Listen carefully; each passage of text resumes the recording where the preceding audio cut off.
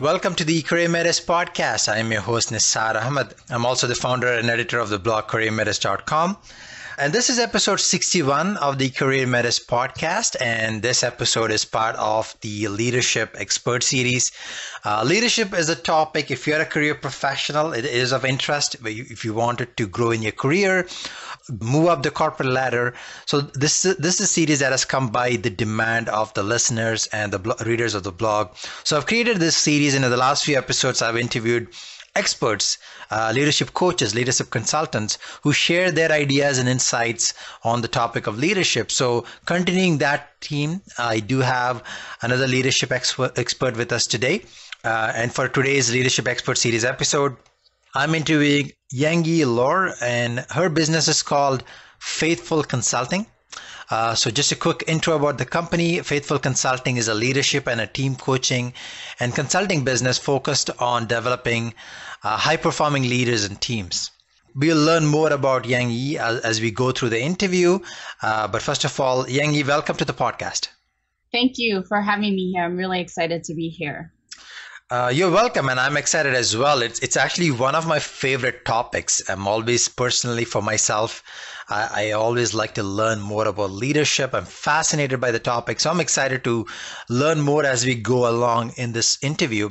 One of the first questions I always ask my guests, I love this question, is where are they calling from? I'm calling from Western Wisconsin, or maybe more familiar is Wausau, Wisconsin. And it is very, very central in Wisconsin. So if you look at Wisconsin, it's like a hand, the palm of your hand. We're right in the middle. So that's where I'm from. I believe this is the first time I'm speaking to someone from Wisconsin, so I'm excited. One of the good things I really love about doing the podcast is I get to talk to guests from all over the world. Could you share with us something interesting or a fun fact about your place that most people would not know? Yes, fun fact. Let's see. Well, I just think the biggest thing about my area here is I grew up in this town, and it's always got like a family feel.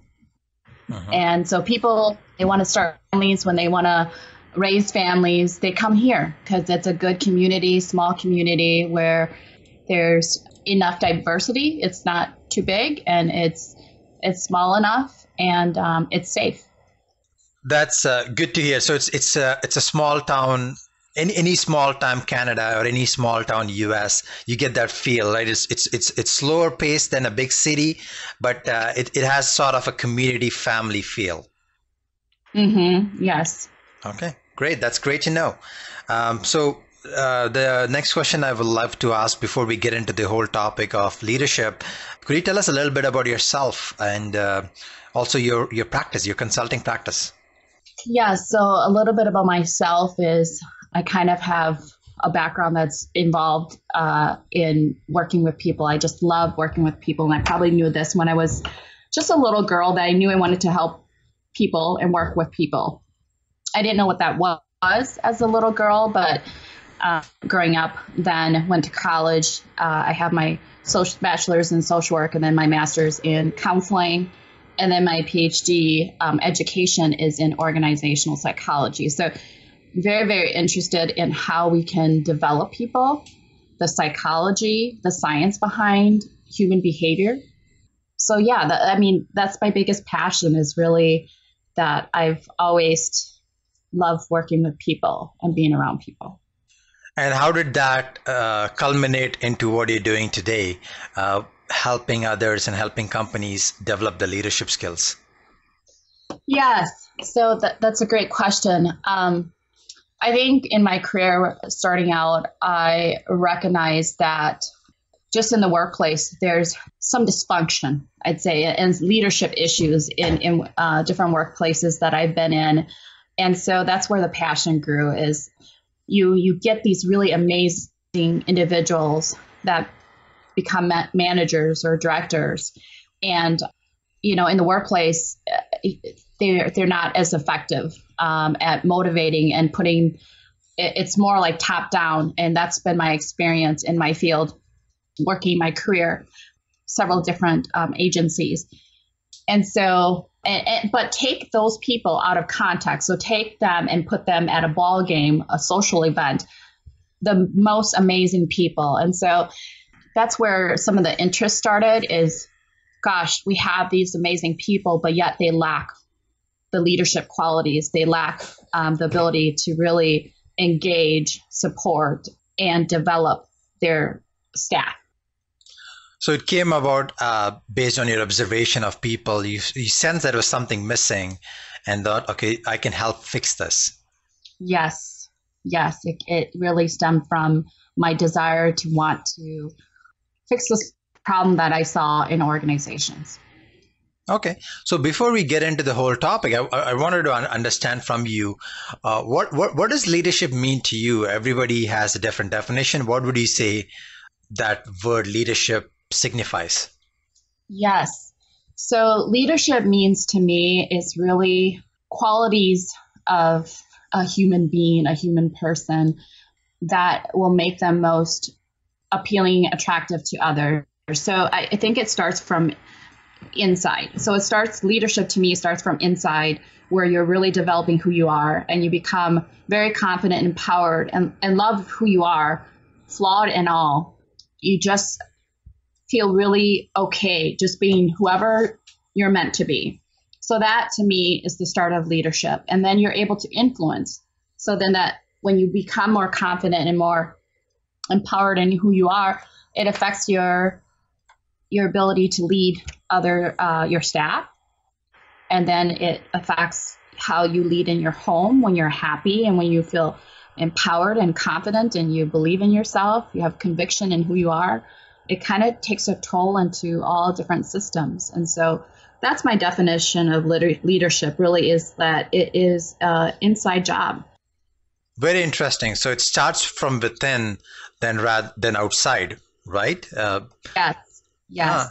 Quality of a person. Yes. Very interesting, because the typical general perception of leadership is people perceive it as an external thing, that you lead people, you're leading a team, you're leading a company, you're a captain of a ship, something like that. But you're saying it all starts from within, identifying yourself before you even go to that process.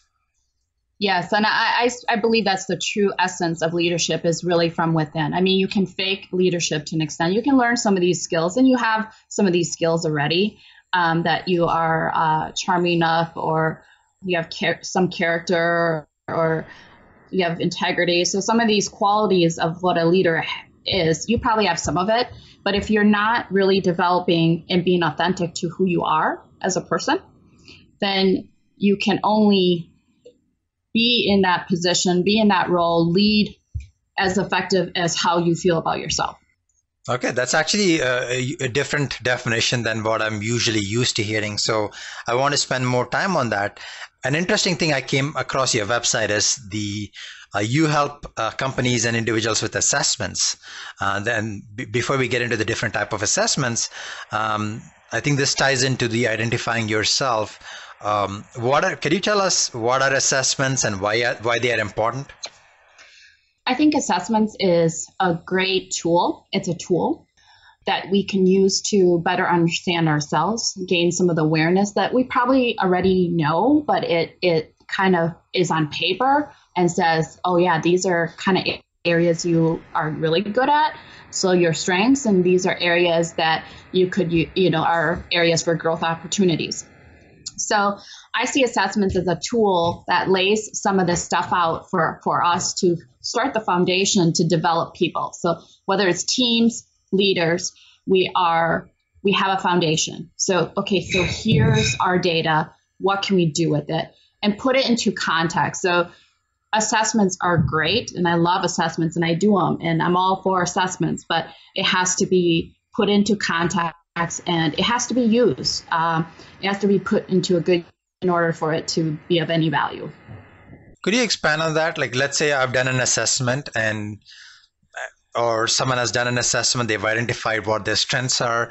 How do they take that into context? Like, where do they go from once they get the results from that assessments? Yeah, so getting the results is great, but I think then it is either up to leadership or up to them hiring a coach or something to help further develop in areas they need that are growth opportunities for them.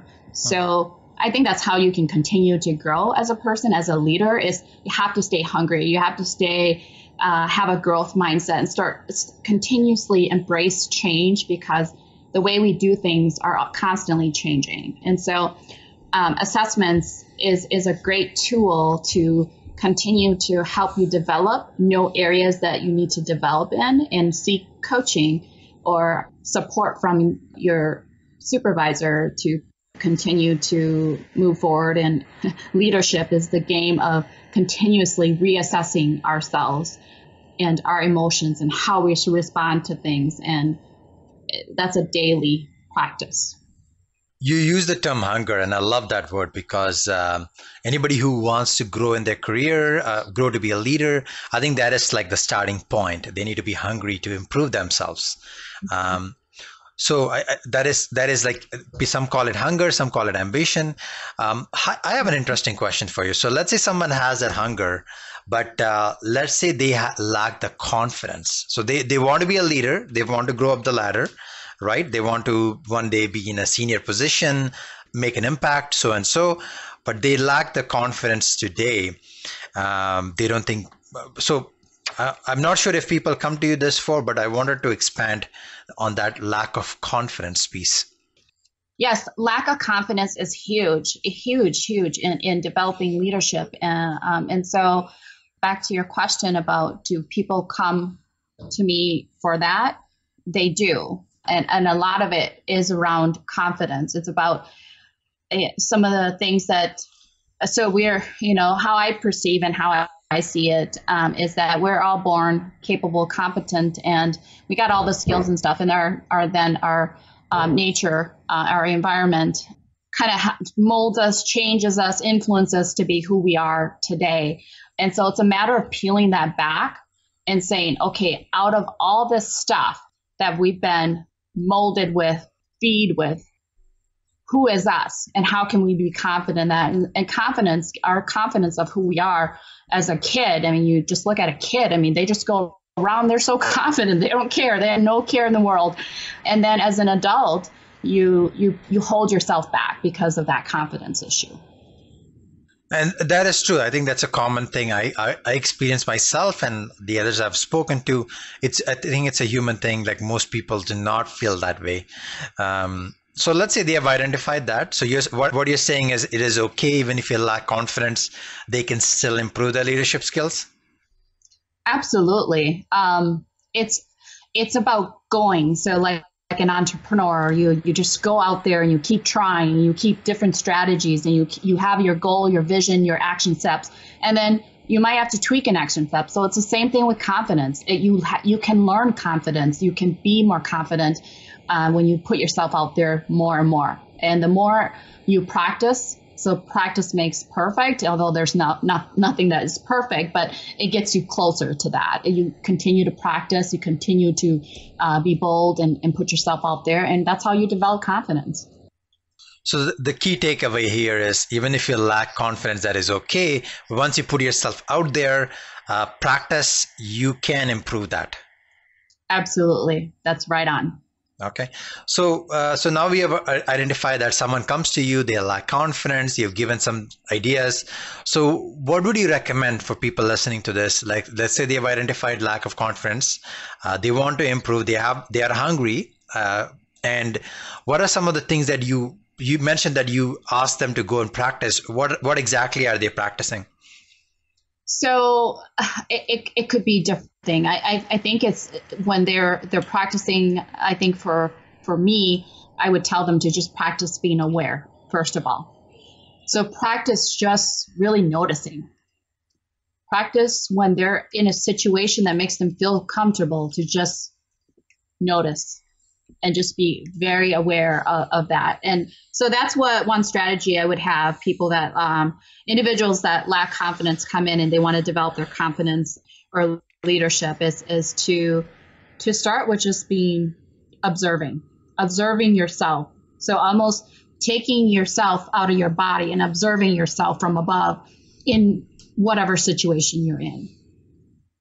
That is interesting, because I was expecting an action, but you're saying before you do anything, just start observing yourself and your surroundings. That is before you do anything. So I'm presuming the benefit of that is learning more.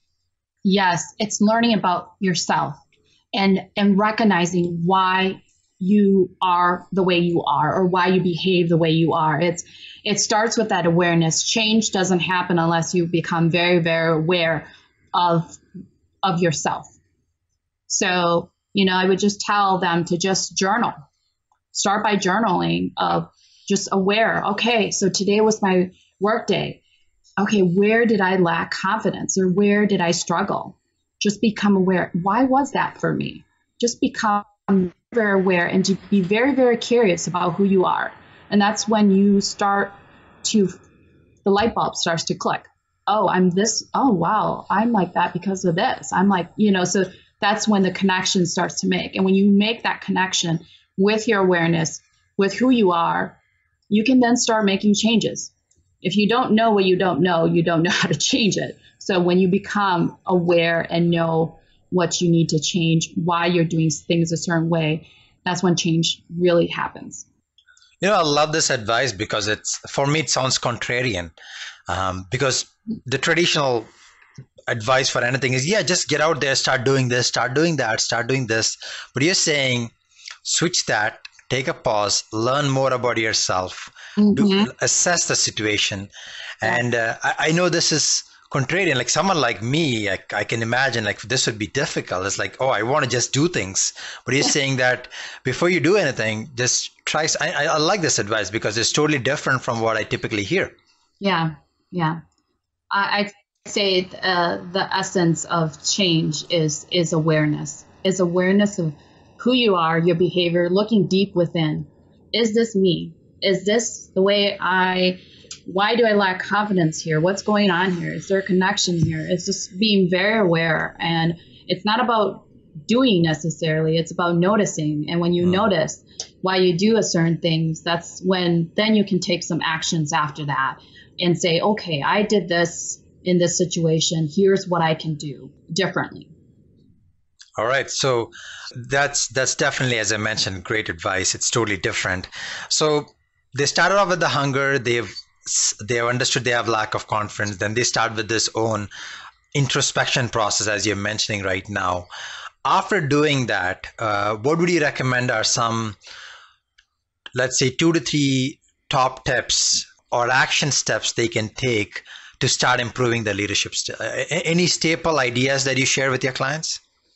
Yeah. So I think one of them is just to just get to know people, connect with people, So one of my tips is connecting with people. There's anything. Everyone has something to teach you, is what I believe. And so just start talking to people, talk to leaders that you like, and that you see something in that, that really resonates with me. I really like that style, and start talking to them. So one of the tips is talk to people, learn about be curious about them, their leadership style, why they think a certain way, why they do things a certain way. The second thing is to just focus on your strengths. So what are some things that are already in you that are leadership qualities? And there's probably a lot. Everybody has some of it. So look at those strengths and start doing more of that. So start strengthening that muscle that is already there. So those would be my two. My third one would be getting more involved. My third one would be just be more involved. You want to be a leader, let your intentions be known, get involved, start doing things that are going to show leadership qualities. And a lot of that is involvement in whether it's engaging in your organization and taking on additional roles and responsibilities, or in the community, volunteering, doing stuff like that. So those would be my 3 biggest tips. Thank you very much for sharing that. So that is you've just shared some tangible ideas. So now I want to switch gears and ask you a personal question. You study leadership, you teach leadership. According to you, who personifies leadership the best? Who according to you is the best leader? It could be living, it could be dead, it could be in business, it could be in movies. I wanted to ask your perspective.